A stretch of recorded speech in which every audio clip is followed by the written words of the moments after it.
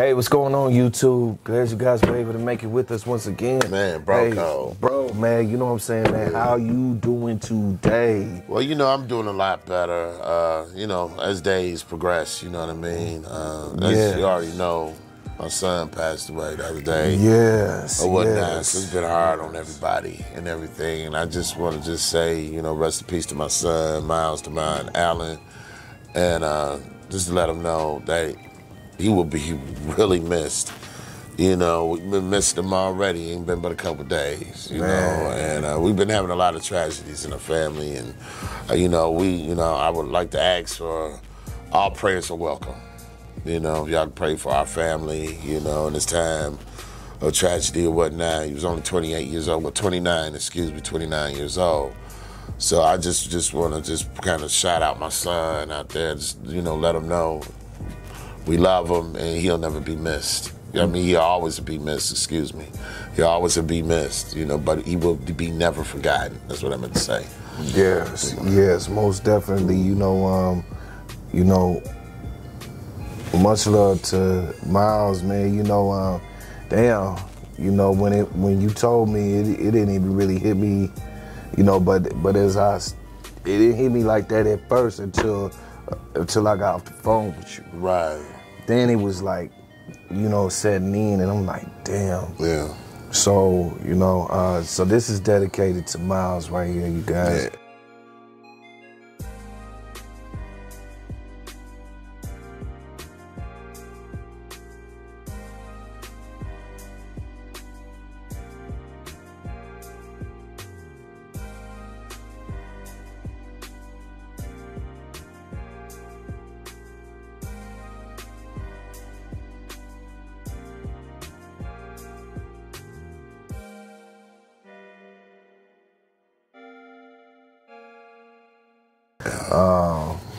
All right, so we're gonna go ahead. We're gonna start this podcast off. If you guys have been paying attention to this trial, I don't know if you have or not, but this is a small little clip in case you don't know what this trial is about. A convicted killer trembles and chokes back tears as he's sentenced for murdering his wife. Confinement in the Wisconsin state prisons without possibility of parole for the remainder of your life. That was in 2008. Now Mark Jensen is on trial again. His conviction overturned after 15 years behind bars. Jensen is accused of poisoning his wife Julie with antifreeze in 1998. A letter from the grave written by Julie and given to a neighbor helped convict him at his first trial. "If anything happens to me, he would be my first suspect," she wrote. "I know he's never forgiven me for the brief affair I had." But an appeals court ruled the letter should never have been shown to the jury at his first trial.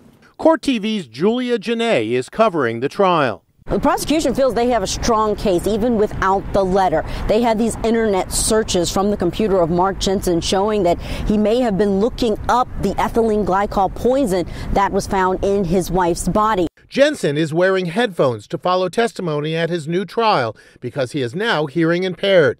Tension in the courtroom is intense. We deserve to be heard on this, Your Honor. It's a first-degree murder case. We should be following the rules of evidence. The rules of evidence indicate this testimony is admissible. Bring the jury back. Jensen claims his wife killed herself, but Julie's friends say she believes she was about to be murdered.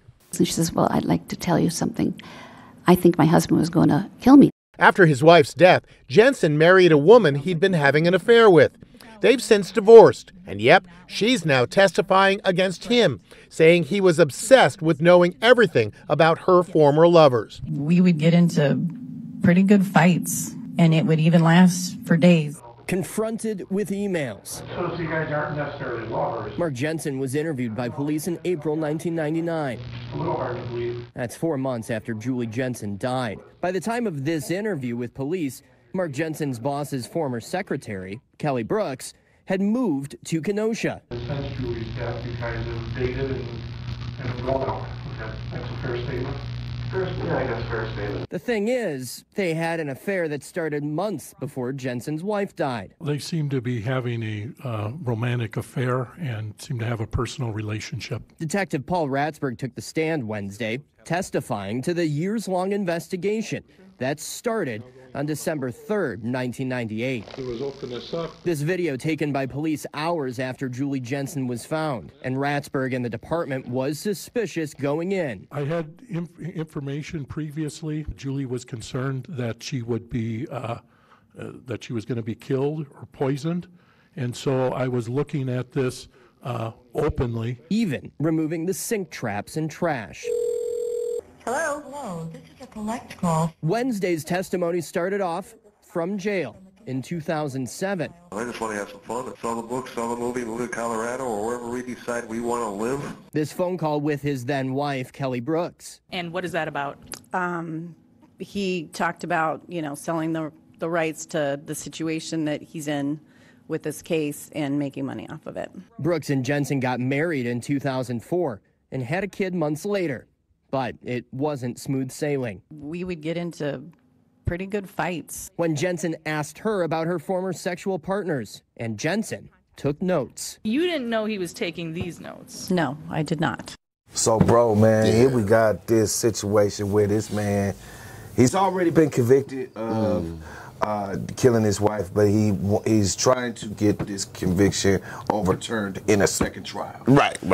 So now we have this situation, man, where he did what a lot of these cases do when it comes to spousal trying to kill a spouse, right, is with this antifreeze thing, man. Yeah, I guess that's the new kill 'em drug now, huh? Man, wow. That it's something to that. Well, not new because this happened in '98, but we did do a clip recently prior to. Yeah, you know what I mean. Yeah. Where another woman actually tried to do that to her husband. Yeah.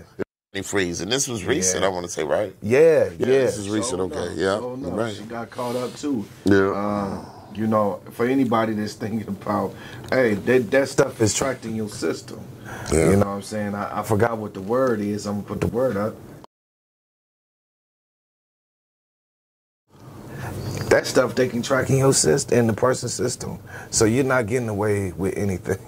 Right. Right. I guess they don't watch crime shows like I do. Well, yeah. People out here, like I say, they you got all types of people out here. You got trifling people, it just, and good people, of course, but I mean, it just seems like, in these marriages, because the other clip that we shown of the lady that was doing that to her husband, they were married. It was husband and wife. Yeah. And in this case, with Jensen, doing it to his wife, husband and wife, they were married. They were married. Now, you said something that really struck a nerve. You said something with trifling. Yeah.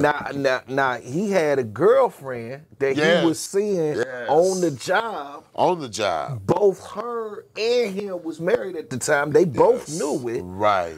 Talk about that type of trifling there. Oh, yeah. I mean, he had every motive to, you know what I'm saying? And it's probably safe to assume the marriage was in shambles anyway. That's why he was with somebody else, cheating with somebody else's wife. Whatever the case is, I'm not here to judge, ain't nobody out here perfect, but I'm just assuming that the marriage wasn't good, for him to do that, you know what I mean? So they had every motive against this dude. This guy had every motive to do what he did. Definitely. You know what I'm saying? Definitely. It's bad marriage. He's cheating on his wife, and Lord knows whatever else was going on. You know what I'm saying? Right. And then, go ahead. I'm sorry. No, Don, to me to cut you off, but apparently after the wife died, his wife, he got married to old girl. They got married. Right. You know what I mean? So, boom, they like, hold on. You know what I'm saying? The investigators, got an extra amount of evidence to use against this man. Right. But I mean, what the hell was she thinking? Okay, his wife just died. His wife just died. Okay, I don't know. 1 and 1 is 2 to me. Okay? I think she knew. She knew something. Let's say he didn't even tell her, but a suspicion. Give it a benefit of the doubt. But a suspicion rose. Right. In the back of her head. Right. That would be enough for me to say, I'm not finna be number 2. Yeah, you know what I'm saying? For this dude, his wife died. I think he might have had something to do with it. Right. But then you come behind, divorce your husband to marry this dude. Which I'm sure it didn't last long because he got popped. Yes, for the murder. Yes. You know, now she understand talking crazy about him and stuff. And right. Telling all the secrets or something. You know, well, you already knew that before you married her. Definitely. And, you know, he became her baby daddy, too. He became the baby daddy, too. You know, so now he go... Now, the thing about it, just, you know, we was talking about earlier about doing this while you at work. See, now, they used testimony from their co-workers because they worked at the same place. Right. They used testimony of their co-workers. It was just like, hey man, they've been fucking. They've been fucking, you know, and actually one of the women was like, damn, when she found out that the dude's wife died, that Jensen's wife died, she was like, oh, dude killed her. What was your reaction to that news? I said, "Oh my God, he killed her." Right. It was just everything is just too suspicious. Right. You know what I mean? Right. So you know, needless to say, he's trying to do this appeal. You know, it's just again, you know, trying to throw another rock in the pond. Yeah. Hope it's gonna float. Definitely. You know what I mean? But nah, it's gonna continue to sink because he really don't have anything on his side to really make. Not for me to convince me. Okay, there could be a reasonable doubt. Right. With him. I don't see it at all. No, I don't see it. I don't see it at all. Me personally. So I'm just say that. Right. You know what I'm saying? I mean, you know, like you said, I think it's the last day, chapter 2. Yeah. And it's just, you know, catching so much attention. But the thing is that a lot can be learned from this. A lot can be learned from this. Is like, okay, first of all, two married people don't, you know, come on. If you're not feeling the person that you're with, just go ahead and leave them. You know what I'm saying? Right, don't kill them. Yeah, you know what I'm saying? The divorce process is not a quick thing. We understand that. And it's expensive. We also understand that too. We know that as well, you know. But I mean, hey, it ain't worth nobody's life. Right, because you ain't gonna get nothing no way. You know, once you get caught, the stuff you was trying to hold on to, you finna lose it anyway. Right. Now you lost your soul. In addition to that, because you've been and took a life. Come on now. So, I mean, think before you act. Definitely, you know what I'm saying? I mean, you know, you may have to pay a fee.